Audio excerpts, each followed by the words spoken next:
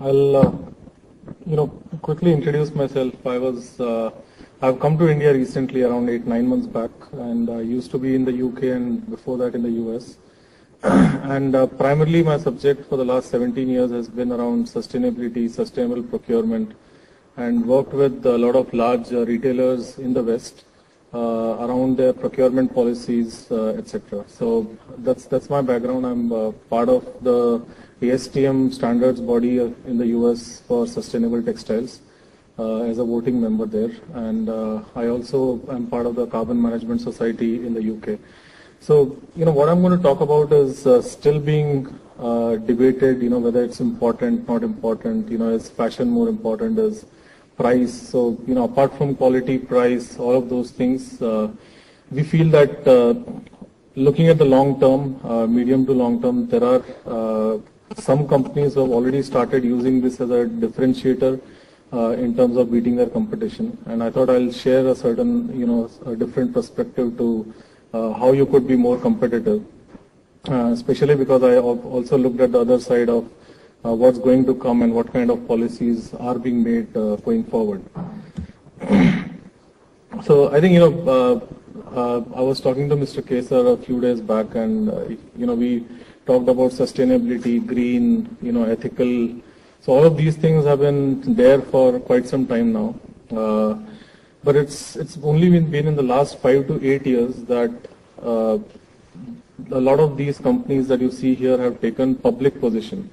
As in, they have got their CEOs or the chairmen actually coming out and giving out written statements, which was not the case around, 5 years or 6 years back, especially around global warming and sustainability, green, ethical, etc., etc. So I think the big change that has happened is that all these brands have started endorsing this as a public view, have come out openly and said that this is what we are going to do. They are among the prime movers of institutions like GRI, that is the Global Reporting Initiative, as well as Carbon Disclosure Project, this is the CDP. I'll give you a brief background of what GRI and CDP are in case some of you might not know that. But GRI and CDP are today the biggest forums for voluntary reporting for everything around sustainability and carbon emissions. And it is now taken as, recently I've got a slide on that where some of the suppliers were approached by the buyers, those who are doing very, very large supplies, not just in textile, but a lot of other places like jewelry exporters, etc. I was in Surat last week and talked about that to them, where they have been asked, are you measuring it? So for 3 years, they have been asked, are you measuring your carbon emissions and are you reporting it? So they are not specifically saying, please do this and please report to us, but they are just asking for the last 2 years. And now it's becoming more and more clear that over a period of a few years in stages. So right now they're asking for the Americans and the European suppliers to do it. They are asking tier 1, tier 2 suppliers to do it. They have not yet come down to the level where they ask everyone to do it. But what I think is like the theme of this conference is we need to know how are we going to differentiate ourselves, being proactive and not wait for things to happen. Today Sandra talked about manufacturers or retailers looking at manufacturing positions in Africa, for example. So it's the price that's driving them there, and we need to know how to differentiate on items other than just price and quality. So like I said, public disclosures, which was not there till 2-3 years back, these are very, very big things out there in the West. When a CEO or a company or a board gives a public disclosure, that becomes something big. Say about all the big names like M&S, Tesco's, Target, Walmart to a certain extent, not fully yet, Carrefour, lots of them coming out with it. According to me, there are a lot of win-wins. So doing a carbon footprint, according to me, a lot of people feel it might be very complicated, etc. I don't think it's complicated at all. It's pretty simple. It could start with, a simple footprint, which could then be taken to customers. You should know where to report that footprint to get mileage out of it for your brand. and also know how to present it to your customer. I think these are some of the very important things that you do, not just measure the footprint for the sake of measuring it. But how do you create that as a differentiator? How do you differentiate yourselves from the Chinese or the Bangladeshis or the Sri Lankans or others in India itself? I'll talk about, so currently I'm working with around 5 large garment exporters in India who are taking this big, in a big way. Recently there was a Barcelona conference where some of the Indian garment exporters have taken sustainability as a core theme in the stalls that they have put up there, sustainable clothing, etc. And they're trying to see what kind of premium or what kind of differentiator they can extract from them. So increased brand image, very, very important. How do we differentiate? Everybody talks of price, everybody talks of quality, everybody talks of time to delivery. All these things are very same, and it's been there in the industry for as long as the industry has been there. But is there something new that we can talk about? Is there something other than this that we can, say and broaden the market for us? Other is the early mover advantage. Do we want to wait till we are asked that question, or do we want to, take that leap of faith, take a few baby steps today and then see what we do after that? Again, open new markets. There have been, especially, after that movie came called Blood Diamonds, there was a burst in a new marketplace altogether where sustainable jewelry and things like that became very hot in the US. A lot of new brands and companies jumped after that movie and then it can open a new market if we know how to play this correctly. Another thing is increased revenue. Obviously, it's also the dual way. It also helps in reducing cost, because if you have a certain size of the industry, like a few companies that we worked for, around 6 months back, we saw that after we did the footprint, we could very easily, just looking at the footprint, tell them, okay, these are the 5 things that you can do to cut down your cost on your balance sheets. So this is one example that I said, so a few large jewelry companies, the jewelry exporters, I'm not too sure about the textile ones yet. Carrefour has started asking some large ones like Pratibha, JCT. A couple of them have been asked this question, but it's still at a stage of, are you doing it or not? Are you reporting it or not? They're not really asking them. So if you look here, they've said, are you measuring your carbon footprint? Second, they're saying, are you reporting it to CDP, yes or no? And according to me, these two things are not at all complicated. You could easily measure your carbon footprint, get a consultant, get him to do that. It typically takes 3 weeks time to do it. So it's not a very, very long process. And then you report it to CDP, which costs nothing. So at least you do that. And according to me, a lot of other players like Brandex, Lanka, another one in Bangladesh, these guys have taken the thing in terms of started to do that. A lot of people that I'm talking to in India have not really thought of it, primarily because we have a lot of small players, a lot of cluster-based things. And, I feel that these things should be done as a cluster rather than individually everybody trying to do it, because then that brings a lot of economics into play in terms of how you want to do it. And a cluster itself benefits overall rather than just a individual company, because a small garment manufacturer might not be able to look at these kinds of issues or might not even have understanding of this issue.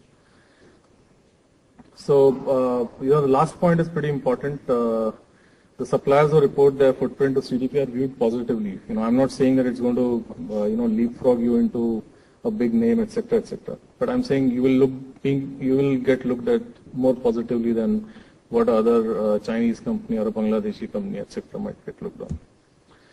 These are some examples of Indian and Asian firms who have taken this thing forward. Some of them out of this list, I work with. So, we are seeing a movement here, primarily among those who are having a little bit of wider vision in terms of what they want to do going forward.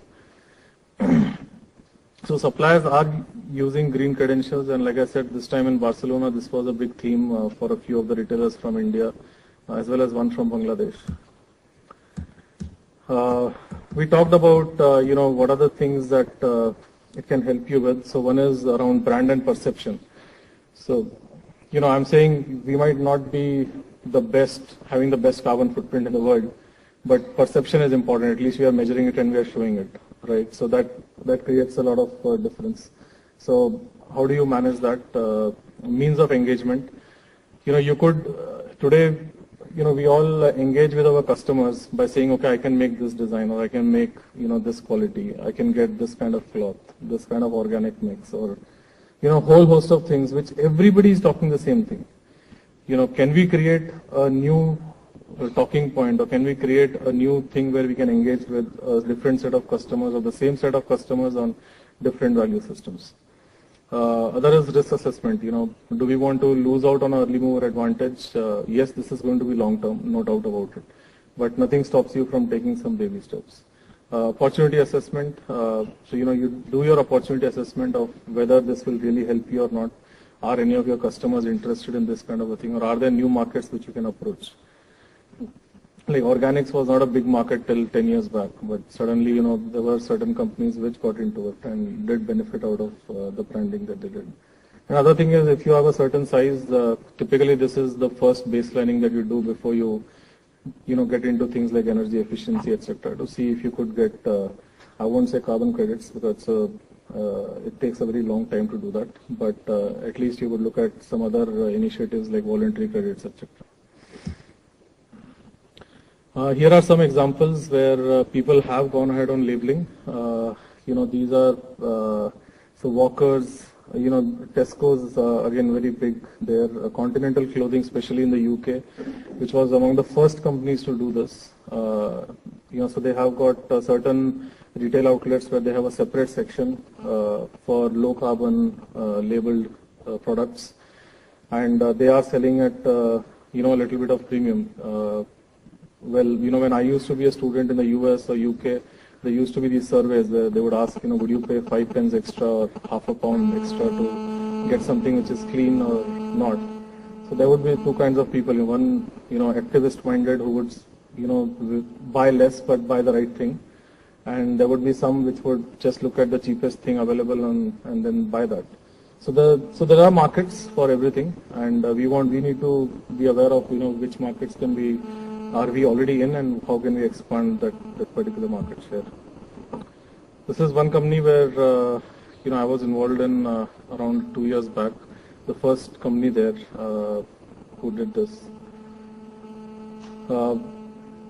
Again, at least with a few Indian companies that I worked with, I feel that among quite a few Chinese as well as other competitors, we have a lower carbon footprint, though we are not measuring it, and that's a fact.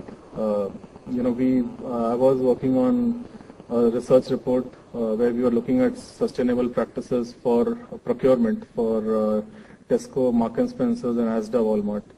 And when we were interviewing a lot of suppliers from India and also China, etc., we got certain set of data which clearly said that Indians have a competitive edge, primarily because cost, carbon is nothing but energy, okay, and cutting down energy and cutting down cost has been there since our grandfather's days. So I think we are already there, but we are just not able to project it properly. Again, I'll skip these things, but get into primarily how this kind of an engagement is done, or how we are doing it for other people. We start with discover and educate. So it's very important that you don't depend on consultants like us, because eventually this has to be the ethos of the organization. Everybody should be part of it. So do workshops, do green jam sessions with your marketing teams, with your extended marketing teams. Also, if it is possible, you have good relationships, involve your customers into it. Design, so after that you design the greenhouse gas thing in terms of what your business model is, etc. Then you do analyze. ACT is the actual measurement part of it. And very important, how do you report it to the market? How do you showcase it to everybody? And how do you create that differentiator? So this is basically the whole process of how that gets done. But I think I'll leave all of this, and I'll just say that the message that I wanted to get across is, can we talk of something which is other than quality, price, time to deliver, etc. Is this thing complicated? My answer is this thing is not complicated at all. knowing that, a lot of OGTC people here, we are not having end-to-end stuff, as in, from farming to spinning, knitting, dyeing, garmenting. So it's not very complicated. It can be done at a very short time. And the other thing is, report it at the right place and then try to leverage that in your branding exercise. Thank you very much. Hi, good afternoon, everybody.